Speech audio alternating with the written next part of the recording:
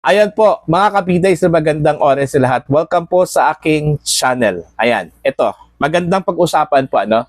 Ito hong move po ngayon ng Solicitor General, ano po, no? Patungkol po dito sa petition po mga kabida na naisampad dyan sa Korte Suprema on the 25 o 2025 national budget, ano po, na?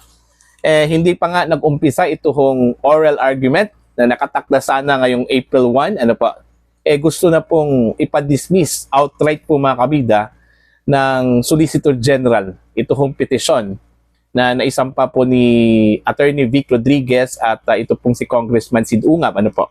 Yung kanila hong grounds po ay unang-una, wala man talagang basihan, ano po, yung kanila hong petisyon, ano po. At pangalawa po mga kabida, ito hong kanilang ginawa daw ay inimpede daw nila yung implementation ng isang batas na para sana sa progress at kapakanan po ng ating mga kababayang Pilipino. Ano po? Na? Okay. Dito ho sa post po mga kabida ng Inquirer.net, alright? Nakatitle po ito, Solgen 6 Dismissal of SC Petition versus 2025 Budget. Eto, babasahin ko po itong kanilang balita mga kabida, ano po, na? Ito po. Citing fatal procedural defects and utter lack of merit, government lawyers have asked the Supreme Court to dismiss the petition questioning the constitutionality of the General Appropriations Act or GAA for 2025 signed by President Ferdinand Marcos Jr. last December. Ano po, na? So, yun yung gusto po ng mga abogado po ng gobyerno, no? Particularly mga kabida ito kung Solicitor General na si Minardo Guevara, no po, na? Ito po yung kanila hong argument po mga kabida. The petition before the Honorable Court does not represent a genuine concern for constitutional integrity, but appears to be an attempt to merely impede the implementation of a law that is vital to the nation's progress and well-being of its people.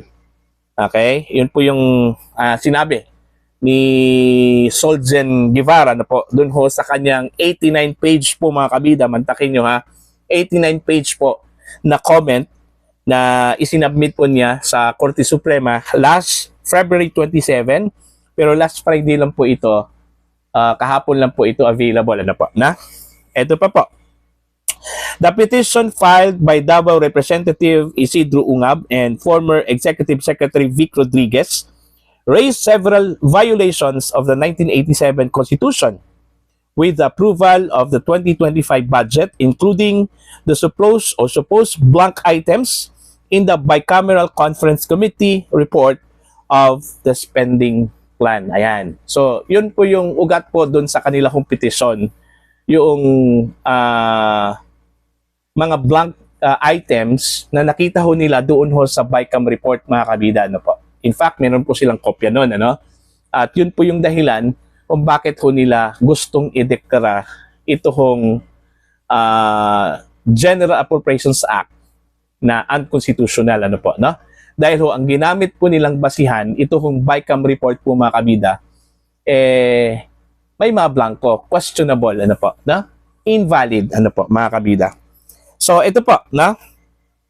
Petitioner said, the Bicameral Conference Committee report showed several blanks, particularly the budget allocations for the National Irrigation Administration, Department of Agriculture, and the Philippine Coconut Authority. All right. Here, the Bicameral Conference Committee not only made several amendments to the 2025 General Appropriations Bill, but left blanks in the report, which is very dubious and dangerous as the budget for the said office or offices and programs remain to be undetermined. Ayon po sa petition po mga kabida.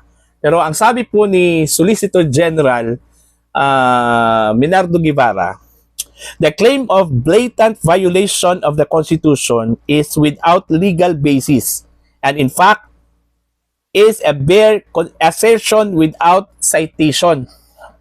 mantakin nyo ha, take note of the phrase, is a bare assertion without citation. Ayan po, na. Dagdag pa ni Guevara, the petitioners failed to point out specific provisions of the Constitution that were being violated. So, kumbaga, kini-question po ni Guevara at gusto ho nilang i-dismiss outright po ng Korte Suprema kasi ho, nag-cite po sila ng provision, ito hong mga petitioners, pero hindi naman po nila binanggit kung anong provision po ng saligang batas. Ano po, no? Kaya ang sabi po ni Guevara, wala po talagang provision sa saligang batas. Doon ho sa kanila hong claim, mga kabida, ano po, na petitioners cannot do so because, in fact, there exist no provisions or prohibitions. Okay? Dagdag pa po, whatever doubt petitioners have against the contents of the GAB, whether they were duly deliberated and agreed upon by both houses, and any claim that anything anomalous occurred within the BCC falls in the face of the enrolled bill. Alright? The enrolled bill, ayon po kay Guevara, has been transmitted to the President, was complete in itself, contained no blanks, and was duly approved by both houses of Congress. Ang problema po kasi, yung kini-question po mga kabida ng mga petitioners ay hindi ho doon sa enrolled bill. Doon ho sa BICAM report na nakita ho nila may mga blankong items doon. Ano? Okay? Pagdating ho doon sa enrolled bill, bigla ho nagkaroon po ng mga figures. Ano po? Yun yung question po nila kasi may kopya po sila eh. Ang contention po nila po mga kabida, bakit po inapprove at niratify both houses, itong House of Representatives at itong Senate, itong BICAM report na may mga blanco. Supposedly, yung normal proseso po mga kabida, ayon po kay Congressman Sid Unga, dapat pag ito ay i-ratify o ni-ratify po ng House of Representatives at ng Senate, dapat kompleto na yon, may mga figures na yon. Bakit ho may mga blanco daw after the ratification? Okay? So, ang suspetsa po nila, baka ho, yung fill in the blanks nangyari after the ratification and before ipinaabot o dinala po doon ho sa opisina po ni Pangulong Ferdinand Bongbong Marcos Jr. Kaya yun yung problema doon. Ano? Kasi ho, gumamit daw ng mga dokumento like itong BICAM report, ito hong gobyernong ito, yung BICAM, para gawin po itong enrolled bill and eventually magiging General Appropriations Act after the signing of the President of the Republic of the Philippines. So yun yung petition po nila, ano po, no? Pero dito ho sa move po ng Solicitor General, gusto po nilang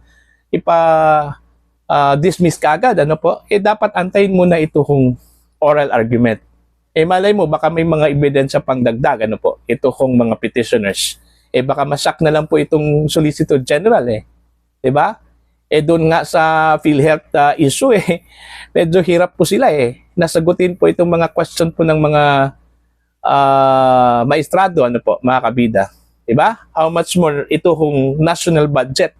Napakalaki po ito kumpara dun ho sa PhilHealth issue, ano? Okay? So, titingnan na lang po natin kung sang-ayunan po ba ng Korte Suprema ho yung kagustuhan po ng Solicitor General na ipa-dismiss outright, mga kabida. Ito hong petition po ng mga complainants or itong mga petitioners na si Attorney Vic Rodriguez at Congressman Sid Unga, ano po. I'm sure, paabutin po nila ng oral argument po ito, ano? Kasi ano naman pong silbi po doon ho sa schedule po ng oral argument kung i-dismiss na kaagad, ano po, na? So, ako sigurado po ako na mangyayari po itong oral argument, ano po, na? At saka most likely kung ano yung magiging resulta at mangyari po sa oral argument po, makabida, baka kung magdesisyon man itong Korte Suprema, after na po, ano? After na po. Alright? So, yun lang po mga kabida para ho sa inyong comments and for your opinion, you can comment down para ho sa mga hindi pa po subscriber sa akin channel, please subscribe. Just click the subscribe button, click the notification bell, click all para updated po kayo makabida sa aking mga uploads. Maraming salamat po sa inyong lahat.